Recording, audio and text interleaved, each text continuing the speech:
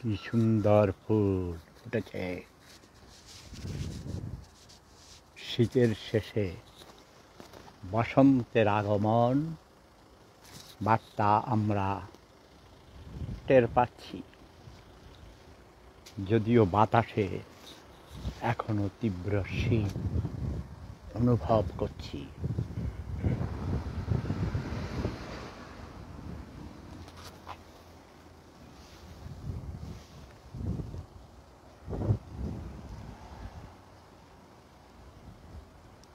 ফুলের মাঝে অনেক ফুলের সমারোহ।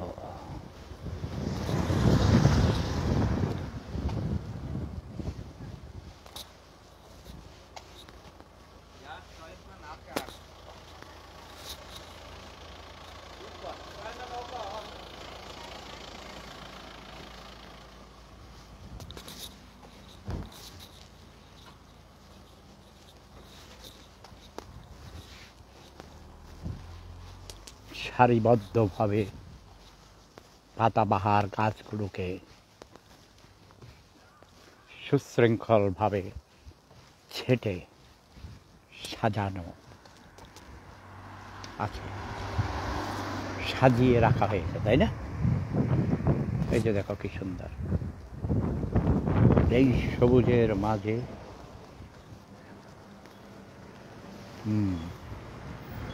আমিও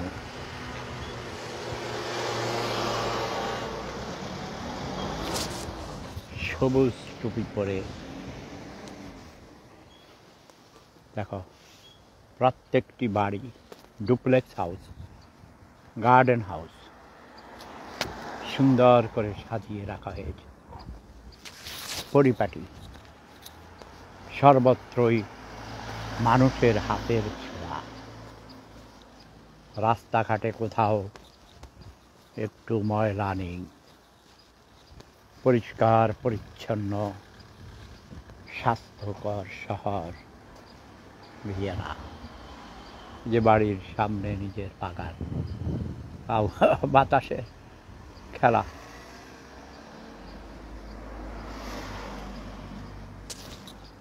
প্রত্যেকটি বাড়ির আঙিনায় বাগান, নিজের হাতে লাগানো বাগান।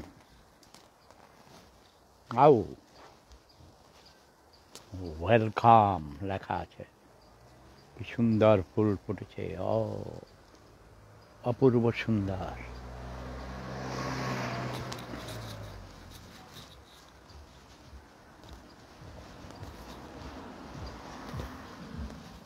সৌন্দর্য দেখলে মানুষের মন সুন্দর হয়। মন সুন্দর থাকলে স্বাস্থ্য ভালো থাকে, বিষণ্ণতা কেটে যায়। বারবার শুধু আমার সাদি মোহাম্মদ পাক বাংলা ভারত উপমহাদেশের প্রখ্যাত বিখ্যাত রবীন্দ্রসঙ্গীত শিল্পী, রবীন্দ্রসঙ্গীতের শিক্ষক, ওস্তাদ, সঙ্গীত বিশেষজ্ঞ, যিনি একজন অনেক বড় ইঞ্জিনিয়ার হতে পারতেন, বুয়েটের মেধাবী ছাত্র। 2 বছর ইঞ্জিনিয়ারিং পড়ার পর রবীন্দ্রসঙ্গীত শেখার জন্য বিশ্বভারতীতে তিনি চলে যান।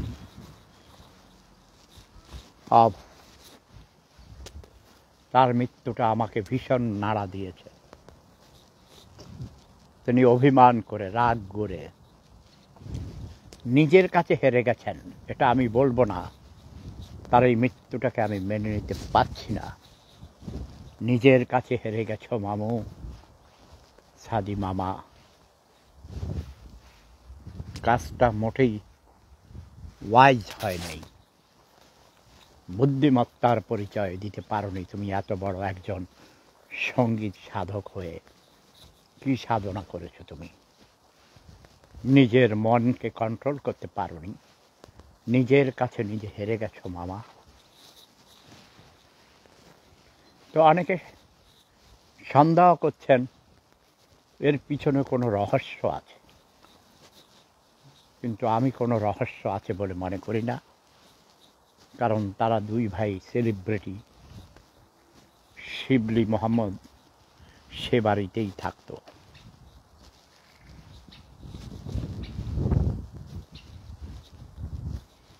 এবং যে লক্ষণ দেখা গেছে, বর্ণনায় যা জানা গেছে,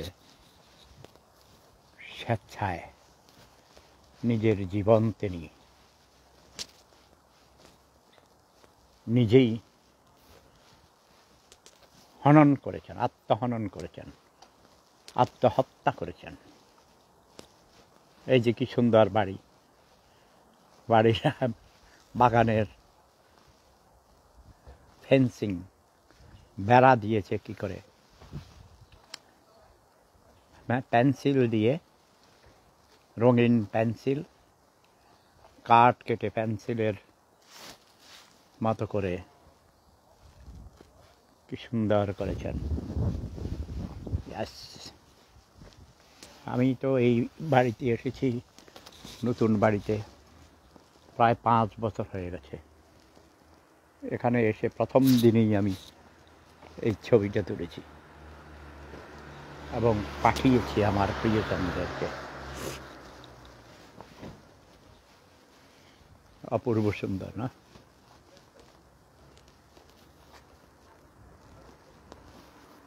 ইয়াস, সব পরিপাটি পরিচ্ছন্ন। প্রত্যেক বাড়ির সামনেই ফুলের গাছ, ফুলের বাগান।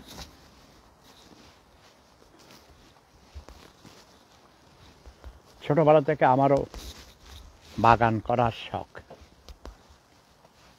আমার এখানেও 100 কিলোমিটার দূরে পাহাড়ের উপর আমার বন্ধুর বাগান আছে। আমি সেই বাগানে যাই প্রতি বছর, এবছরও যাব। সামারে যাই আমি, যখন অনেক গরম পড়ে। এখন পাহাড়ের উপরে বরফ পড়ে, এখনো রাতে ঠান্ডা, খুব ঠান্ডা। কি সুন্দর পরিবেশ, মনোরম পরিবেশ, তাই না?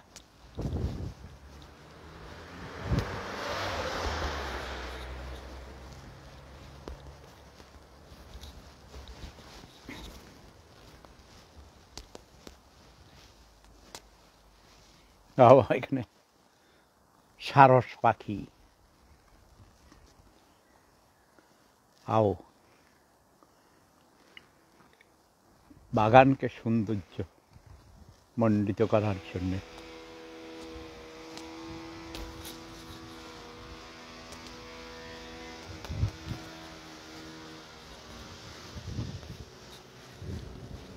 যতই দেখি ততই সুন্দর, যত দূর যাই ততই সুন্দর সুন্দর ফুলে ভরে আছে।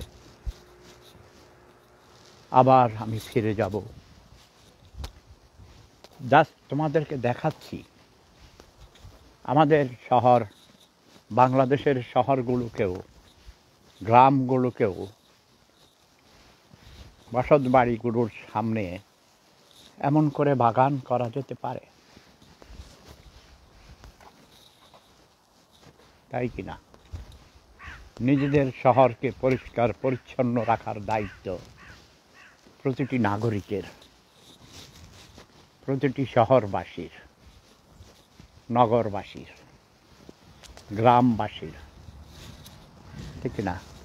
এই যে ময়লা রাখার জন্যে বড় বড় কন্টেইনার, ওই যে ওখানে, এখানে 2টা বাড়ি, 2টা ফ্যামিলি, ওদের ময়লা রাখার জন্য সেগুলো কন্টেইনারটা, এরা এদের বাড়িতে ময়লা এনে এখানে জমা করে, পরে ময়লা নিয়ে যাওয়ার গাড়ি আসে, লোকজন সেগুলো নিয়ে যায়। আবার ওই যে ওখানে ময়লা রাখার বড় বড় কন্টেইনার আছে, কত বড় ওই যে ঘেরাও করা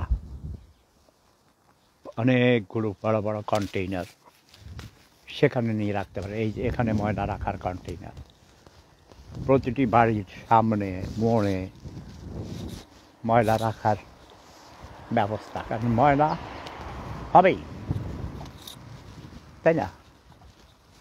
ঘরের ময়লা, বাগানের ময়লা, রাস্তার ময়লা, সব ময়লাগুলোকে একত্রিত করে ময়লা রাখার অনেক বড় জায়গা আছে শহর থেকে অনেক দূরে, সেগুলোকে আবার প্রসেসিং করে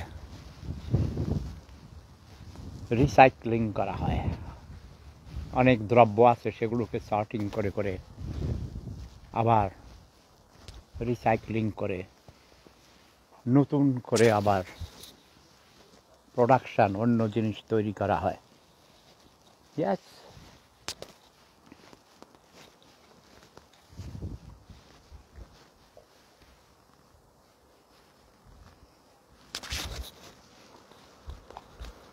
তো বলো তোমরা কেমন আছো বাংলার মানুষেরা?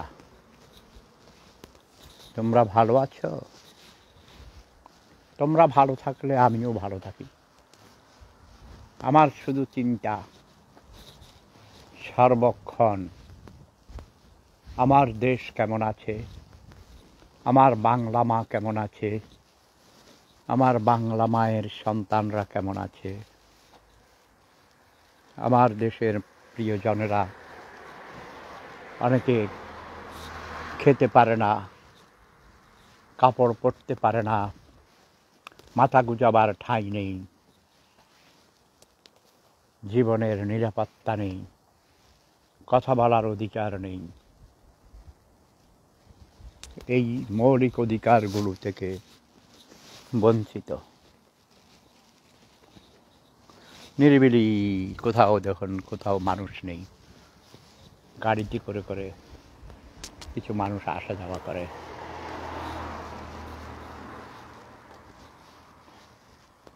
জনবসতি খুব কম। আমাদের মতো মানুষের মাথা মানুষ খায় না। এবং শিল্পকর্ম ওই যে তারা কত সুন্দর পরিপাটি করে রেখেছে।